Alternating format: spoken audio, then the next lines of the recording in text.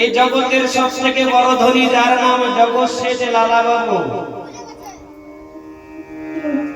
আমার ছোট্ট করে একটু বলি এই লালা বাবুর কাহিনীটা, এই জীবনীটা বলি।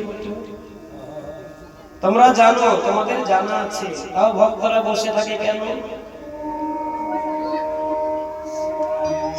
ভক্তরা কেন বসে থাকে? ভক্তরা তবুও বসে থাকে যে হরি কথা কৃষ্ণ কথা যতই শুনি না কেন ততই এই মনের পিপাসা বাড়ে, কোনোদিন মনের আশা মিটে যায় না।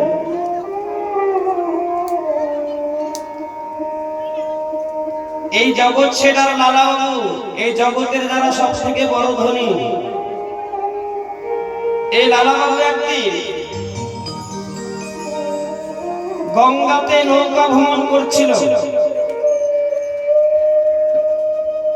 গঙ্গার জলে নৌকা ভ্রমণ করছিল। হঠাৎ করে এক ধোপার মেয়ে, ধোপা বলতে কাকে বোঝায়? যারা মানুষের কাপড় ধৌত করে, ওই ধোপার মেয়ে। আগে তোর বাড়িতে বাড়িতে কুয়োর টিউবওয়েল এগুলো ছিল না, ছিল আগে। কিন্তু ধনী হোক আর গরিবই হোক, ওই সকলে নদীর ঘাটে গিয়ে স্নান করত, কাপড় ধৌত করত, তাই না? আবার ওই নদীর ঘাটের থেকে জল নিয়ে সে সংসারের কর্ম করত। ওই ধোপা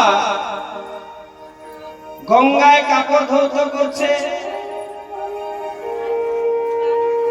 আর লালাবাবু নৌকা ভ্রমণ করছে গঙ্গাতে। এবার ওই ধোপার ছোট্ট একটি মেয়ে, যার বয়স 7 বছর, ওই ছোট্ট মেয়েটা বারবার করে তার পিতাকে ডাকছে, বাবা বাবা, বেলা নেই, গগনে যার বেলা নেই, তুমি বাসনায় আগুন দিবে না? ওমা, এই কথা কিন্তু আমরা প্রতিদিন শুনি, গগনে বেলা নেই, কিন্তু কোনোদিন কি মনের সঙ্গে ভেবে দেখলাম সত্যি তো আমার জীবনের গগনের বেলা নেই। আমার গগনের বেলা তো ধীরে ধীরে অস্তের দিকে চলছে, ঘাটির দিকে চলছে, আমার গগন তো বেলা নেই। এই কথাটা যখনই লালাবাবুর কর্ণে পড়েছে যে গগনে বেলা নেই, বাসনায় আগুন দিবে না, লালাবাবু ওই নৌকা থেকে নেমে এসে ছোট্ট মেয়েটার কাছে দাঁড়িয়ে বলছে, মা একটু আগে তুই যে ডাকটা দিলি, ওই ডাকটা আমার এবার মেয়েটা আবার ডাকছে, বাবা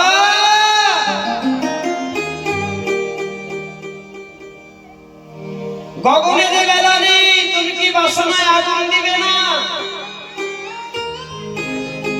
ওমা, বাসনা বলতে আগের দিনে দেখবে, আগের দিনে কলার থোর, কলার মচ, কলার ইগুলো পুড়িয়ে খার বানানো হতো, তাই না? আর ওগুলো দিয়েই কাপড় ধৌত করত, দেখেছো তোমরা? আমি দেখেছি। এই যে কলা গাছের থোর, কলা গাছের পাতা, এগুলো পুড়িয়ে খার বানাতো। এখন যেমন সাপ ছোটা সাবান বের হয়েছে, আগের দিনে কিন্তু এগুলো ছিল না।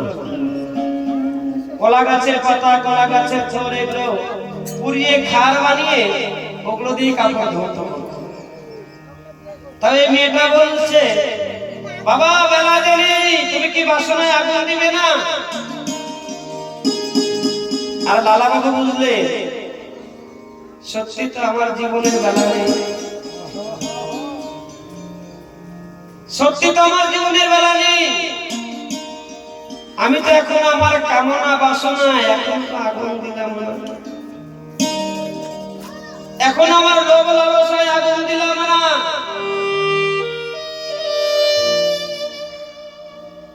লালাবাবু কি করলে? ওই একটি মাত্র কথা শুনে ঘর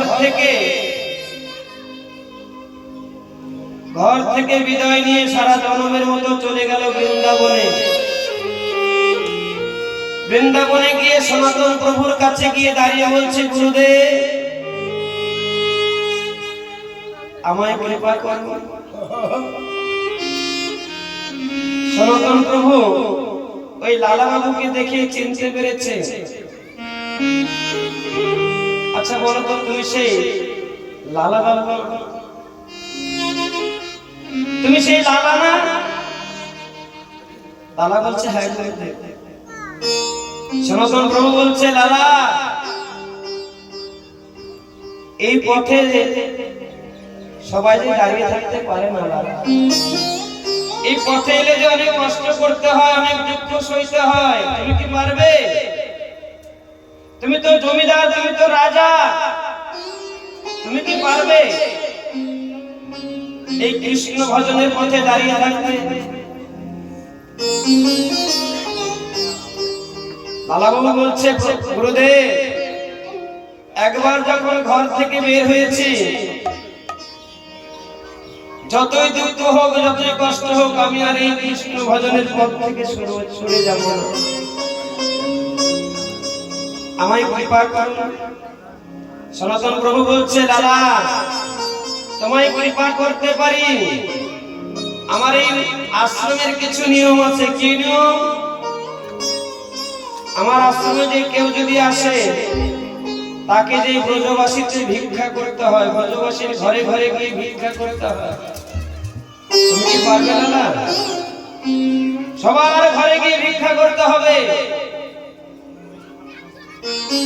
লালা বলছে, গুরুদেব সারাটা জীবন মানুষকে দান করেছি, কিন্তু কারো কাছে হাত পেতে কিছু নেই। হরি বল, হরি বল। সবাইকে আমি দিয়েছি, কিন্তু কোনোদিন কারো কাছ থেকে হাত পেতে কিছু নেই। তবে কৃষ্ণ ভজন পথে দাঁড়াতে গেলে যদি আমায় ভিক্ষা করতে হয়, আমি আজকে ভিক্ষাই করব। লালা কি করলেন? স্কন্ধে ভিক্ষার ঝুলি নিয়ে চলে গেলেন ভিক্ষা করতে। ব্রজবাসীর ঘরে ঘরে গিয়ে ভিক্ষা করে নিয়ে সনাতন প্রভুর কাছে এসে বলছে, গুরুদেব আমার ভিক্ষা করা হয়ে গেছে। সনাতন প্রভু বলছে, লালা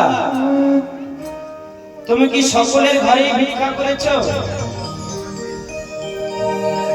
তুমি কি সবার ঘরেতে বাড়িতে গিয়ে ভিক্ষা করে এনেছ? লালা বলছে, গুরুদেব আমি আপনার কাছে মিথ্যা কথা বলবো না। আমি বৃন্দাবনে সকলের ঘরে গিয়ে ভিক্ষা করেছি, কিন্তু একজনের ঘরে আমি যাইনি। সে কে? লালা বলছে, গুরুদেব সে আমার জীবনের সবথেকে বড় শত্রু। আমার জীবনের একটি মাত্র শত্রু, সবথেকে বড় শত্রু ওই জগৎশেঠ। আমি জগৎশেঠের ঘরে ভিক্ষা করতে যাইনি, আর আমি কোনোদিন যাব না। সনাতন প্রভু বলছে, লালা এই কৃষ্ণ ভজন পথে এলে যে তার কোনো শত্রু থাকে না। লালা যারা কৃষ্ণ ভজনের পথে দাঁড়ায়, যারা কৃষ্ণ ভক্ত হয়, তার জীবনে যে কোনো শত্রু থাকে না। লালা তুমি যদি তোমার বাইরের একটা শত্রুকে দমন করতে না পারো, তোমার হৃদয়ে তোমার মধ্যে যে ৬টি শত্রু আছে, তুমি তাদেরকে দমন করবে কি করে?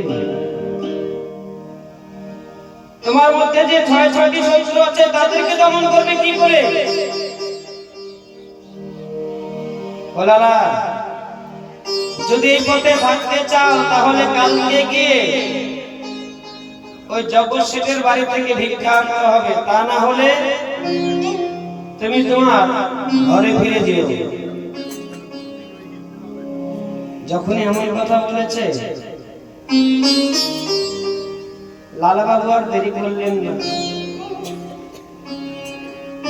ওই ভিক্ষার ঝুলি স্কন্ধে নিয়ে বলছে, গুরুদেব, জগৎসেনের বাড়ি আমি কালকে যাব না, আমি আজকেই যাব। হরি বল। আজকে না, আমি এখনই এই মুহূর্তে ওই জগৎসেনের বাড়িতে যাব। এবার ভিক্ষার ঝুলি স্কন্ধে নিয়ে বদনে কৃষ্ণ নাম করছে, আর দুটি নয়ন জলে মিশে যাচ্ছে। এক পা দুপা করে ধীরে ধীরে ওই জগৎসেনের বাড়ির সম্মুখে গিয়ে ভিক্ষা আমি দেহি বলে দাঁড়িয়ে ভিক্ষা চাইছে। এবার ওই জগৎসেনের যে দারোয়ান, ওই দারোয়ান তাড়াতাড়ি করে বাইরে বেরিয়ে দেখে দাঁড়ে এক ভিখারি দাঁড়িয়ে আছে। কিন্তু এই ভিখারি তো যেমন তেমন ভিখারি নয় গো। এবার দারোয়ান বলছে, আচ্ছা ভাই বলো তো, তুমি সে লালা বাবু না? তুমি সেই জমিদার লালা বাবু না? লালা বলছে, ভাই আমি লালা বাবু আগে ছিলাম। তুমি ঠিক ধরেছ ভাই, হরি বল। আগে আমার নাম লালা বাবু ছিল, আমি আগে লালা বাবু ছিলাম। কিন্তু এখন তো আমার নাম লালা বাবু নয়, এখন আমার নাম কি জানো? হরি বল, হরি বল। এখন আমার নাম হলো ভিখারি লালা। আমি ভিক্ষার ঝুলি নিয়ে এসেছি তোমাদের দ্বারে ভিক্ষা করতে। ও ভাই, তোমার বাবুকে কি কি বলো না, তোমার বাবু আমায় ভিক্ষা দেবে কিনা? দারোয়ান বলছে, তুমি একটু এখানে দাঁড়িয়ে, তুমি একটু এখানে দাঁড়াও, আমি গিয়ে আমার মালিকের কাছে জিজ্ঞাসা করে আসি যে আমার মালিক তোমায় ভিক্ষা দিবে কিনা। দারোয়ান ছুটতে ছুটতে উপরে গিয়ে জগৎসেনের কাছে গিয়ে বলছে, বাবু, ও বাবু, দ্বারে যে একজন ভিখারি দাঁড়িয়ে আছে, সে বারবার করে ভিক্ষা চাইছে। জগৎসেন বলছে, ভিখারি দাঁড়িয়ে আছে, তুমি ভিক্ষা দিয়ে দাও, তুমি আবার আমার কাছে এসেছো কেন? ওই দারোয়ান বলছে, বাবু, এই ভিখারি তো যেমন তেমন ভিখারি নয়। আজকে যে ভিখারি দাঁড়িয়ে আছে, যেমন তেমন ভিখারি নয়, এই ভিখারির নাম হলো লালা বাবু। যখনই লালার কথা শুনেছে জগৎসেন চমকে উঠেছে। কি বলছে ভাই? লালা ভিখারি হতে যাবে কেন? তুমি ভুল দেখেছো, তুমি ভুল দেখেছো, লালা ভিখারি নয়, অন্য কেউ হবে। দারোয়ান বলছে, মানে আমি ভুল দেখিনি। যদি বিশ্বাস না হয় উপর থেকে একবার নিচের দিকে তাকিয়ে দেখুন। লালা ভিক্ষার ঝুলি নিয়ে দাঁড়িয়ে আছে। এবার জগৎসেন উপর থেকে নিচের দিকে তাকিয়ে দেখে, সত্যি লালা ভিক্ষার ঝুলি স্কন্ধে নিয়ে দাদা সঙ্গে তিলক কেটে কাঙালের বেশ ধারণ করে ওই দ্বারে দাঁড়িয়ে আছে, আর বদনে কৃষ্ণ নাম করছে। এবার জগৎসেন লালাকে দেখে চমকে উঠলে, নাকি একজন জমিদার যদি ভিখারি হয়,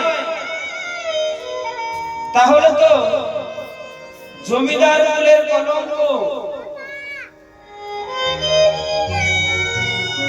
একজন জমিদার যদি ভিখারি হয়, তাহলে জমিদার কুলের কলঙ্ক। আজকে আমি লালাকে এমন ভিক্ষা দিব।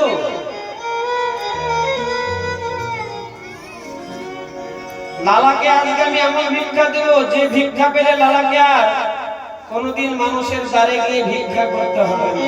হরি বল হরি বল হরি বল। এবার জগৎ শেষ কি করলো জানো না? বড় একটি থালা পরিপূর্ণ করে সোনা দানা হীরা মানিক বোঝাই করে ওই উপর থেকে নিচে নেমে এলো। উপর থেকে জগৎের সোনা দানা থালা বোঝাই করে নিচে নেমে এলো। এবার ওই থালাটা নিয়ে জগৎের যতই লালা বাবুর দিকে এগিয়ে যায়, লালা বাবু ততই পিছিয়ে যায়। জগৎের যতই এগিয়ে যায়, লালা ততই পিছিয়ে যায়। জগৎের বলছে, লালা ও ভাই, আমি তোমায় ভিক্ষা দিতে এলাম, তুমি এভাবে সরে যাচ্ছ কেন? তুমি কি ভিক্ষা নেবে না ভাই? লালা বলছে, বন্ধু হরি বল হরি বল হরি বল। আমি ভিক্ষা নিতে যে তোমার দ্বারে এসেছি বন্ধু, তবে আজকে তুমি যে আমাকে ধন সম্পত্তি ভিক্ষা দিতে এসেছো, আজকে তুমি যে ধন সম্পত্তি আমায় ভিক্ষা দিতে এসেছো, আমি তো এই ধন সম্পত্তি ভিক্ষা করতে আসিনি। জগৎ শেষ কেঁদে কেঁদে বলছে, বন্ধু ওই সোনা দানা মনিকা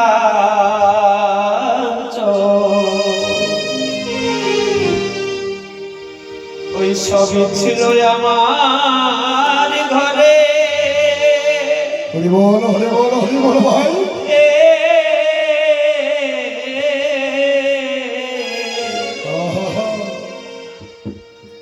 আমি কেবল তোমার দ্বারে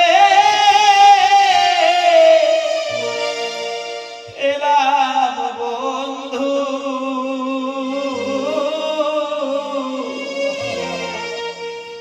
কৃষ্ণ প্রেম ভিক্ষা ভিক্ষার তরে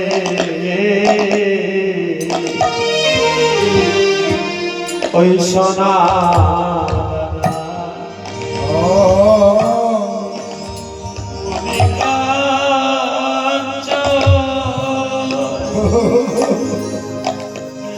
বন্ধু রে,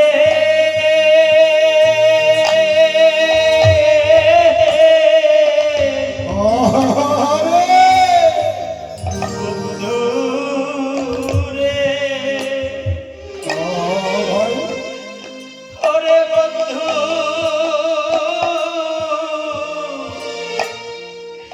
ওই সবই ছিল আমার ঘরে।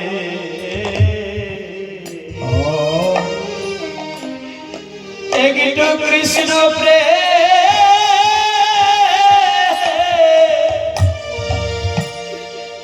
ভিক্ষার তরে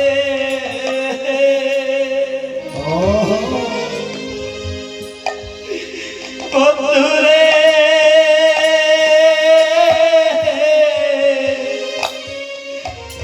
আমি এসেছি ভাই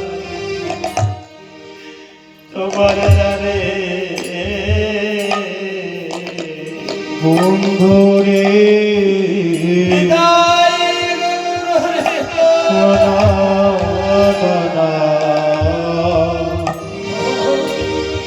মনিকা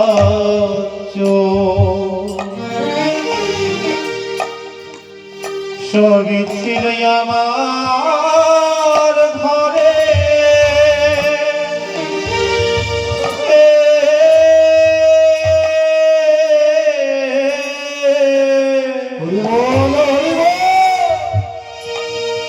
একটু কৃষ্ণ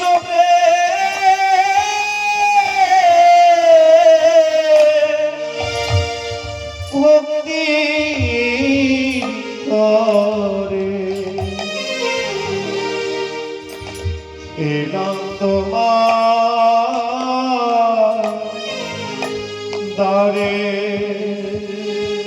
বন্ধুরে ও এসেছি তোমার দ্বারে ওই সোনা দানা মণিকাঞ্চ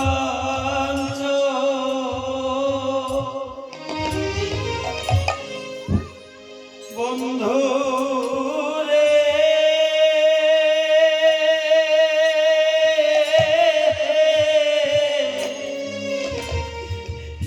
বন্ধু রে হরি বল ভাই ওরে বন্ধু ওই সবই ছিল আবার ঘরে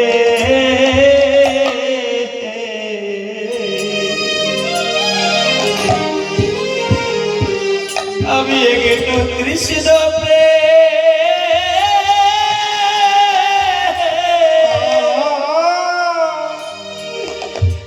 কৃষ্ণ প্রেমে ভিখার তরে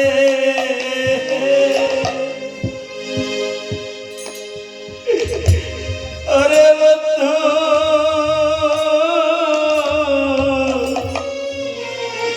আমি এসেছি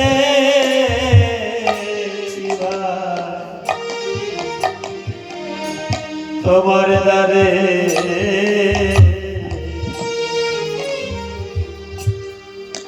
আমায় দাও না কৃষ্ণ প্রেম ভক্তি ভিক্ষা দাও গো। হরি আমায় দাও নিতাই কৃষ্ণ ভগতে ভিক্ষা দাও গো আজ আমি কৃষ্ণ প্রেমে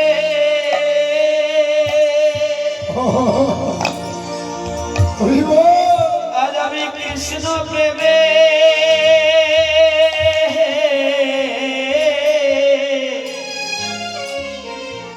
ভিখারি হোলা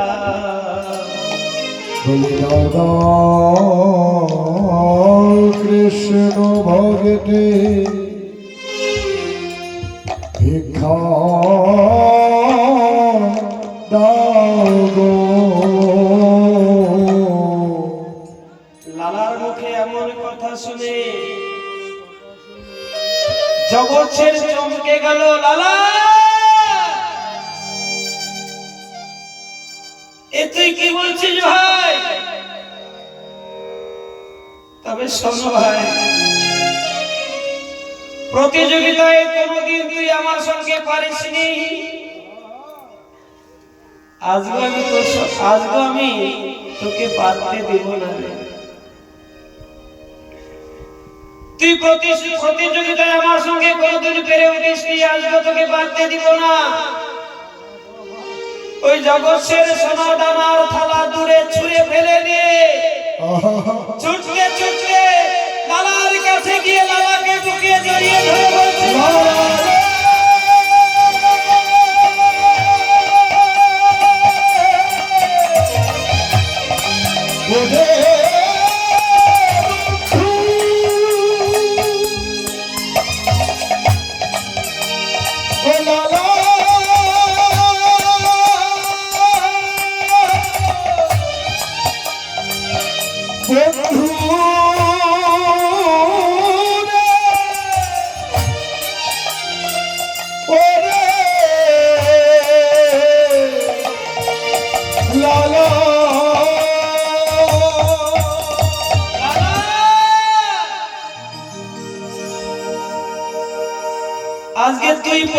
আজকে তুই যে পথে দাঁড়িয়েছিস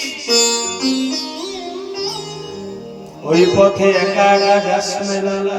জশ্নে লালা আমি তোর হাতে ধরি, তোর পায়ে পড়ি, তোর পায়ে পড়ি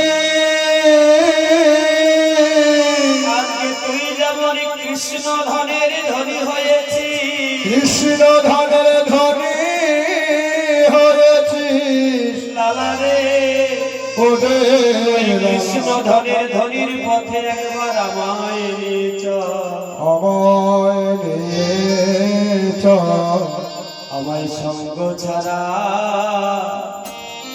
করিস না ভাই। আমায় সঙ্গ ছাড়া তাই গৌর হরি বল, হরি বল। করে না আমায় সঙ্গ ছাড়া তোর সঙ্গ ছাড়া করিস না আমার সঙ্গ ছাড়া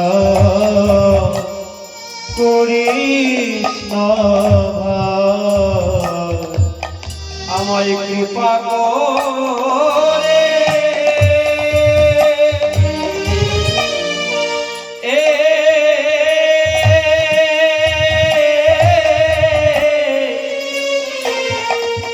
আমায় কৃপা করে তোর সঙ্গে ভাই আমায় সঙ্গ ছাড়া করিস না ভাই। ভগবান কৃপা করে তোর সঙ্গে নিভায়া আমার সঙ্গ ছাড়া করিস না ভাই। ভগবান কৃপা করে তোর সঙ্গে নিভায়া আমার সঙ্গ ছাড়া করিস না ভাই। আমায় কৃপা করে তোর সঙ্গে আমায় কৃপা করে তোর সঙ্গে নিভায়া সঙ্গ ছাড়া করিস না ভাই। ও তোর সঙ্গ ছাড়া আমায় করিস না ভাই।